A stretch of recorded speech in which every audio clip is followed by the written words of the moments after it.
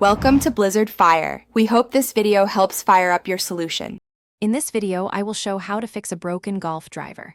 Begin by cleaning the damaged areas and removing loose debris from the hosel and shaft tip. Measure the shaft and mark alignment for reassembly. Prepare a work area with clamps, epoxy, and replacement parts. Follow step by step to glue, align, and cure the shaft properly. Test, swing gently, and recheck alignment before full play. Start by securing the head and protecting finishes with tape or cloth.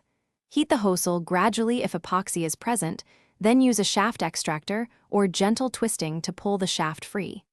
Clean old epoxy and inspect the hosel interior for cracks. Measure the new shaft for correct length and ferrule fit. Dry fit components and confirm alignment marks before applying adhesive. Mix a small batch of 2-part epoxy and coat the shaft tip and inside the hosel evenly. Insert the shaft using your alignment marks and rotate to the exact face angle, then clamp in a jig to keep it straight while curing. After cure, trim to desired length, slide on the ferrule, and finish the butt end. Regrip the handle and test, swing gradually to confirm feel and performance. Thanks for watching. If you found this helpful, don't forget to like and subscribe.